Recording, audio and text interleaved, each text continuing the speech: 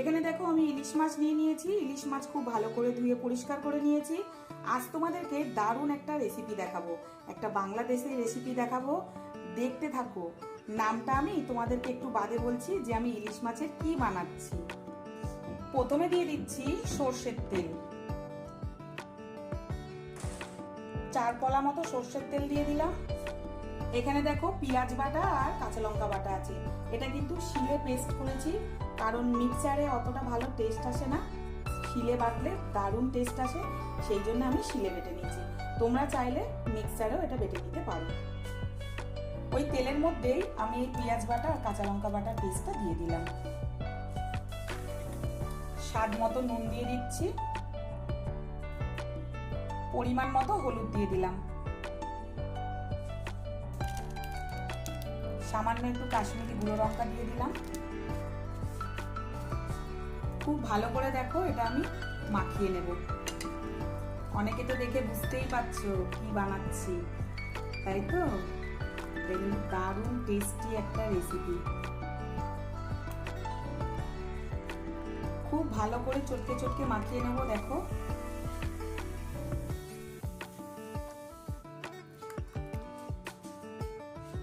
এবার আমি ইলিশ মাছগুলো দিয়ে দেব। ইলিশ মাছটা ভীষণ ভালো, একদম টাটকা ইলিশ মাছ। যত টাটকা মাছ দিয়ে এটা বানাবে তত বেশি টেস্টি হবে।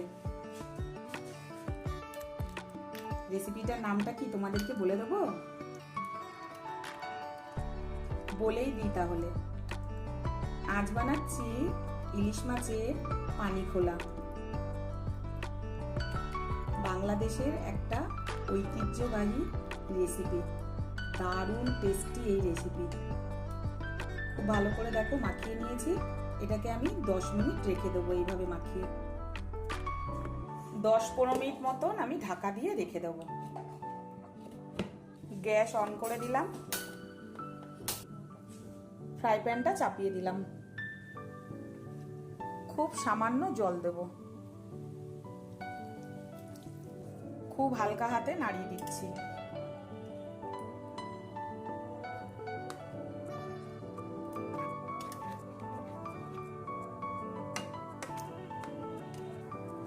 পনেরো থেকে 20 মিনিটের জন্য ঢেকে দেবো। খুব সুন্দরভাবে দেখো ফুটছে। এবার কিন্তু গ্যাসের ফ্লেমটা আমি একটু কমিয়ে দেবো। 10 মিনিট হয়ে গেছে, ঢাকাটা খুলছি। ঢাকাটা খোলার সাথে সাথে যা সুন্দর একটা গন্ধ বেরিয়ে এলো না। এবারে একটু মাছগুলোকে উল্টে দেবো।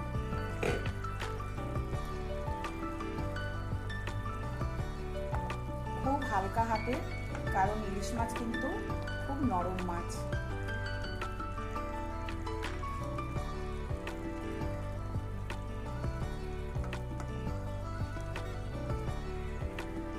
কারা কারা এই রেসিপিটা খেয়েছো বানিয়ে কমেন্ট করে অবশ্যই জানাবে।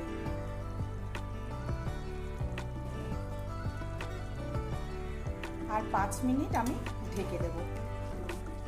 দুটো কাঁচা লঙ্কা আমি একটু ফাটিয়ে দিয়ে দিলাম।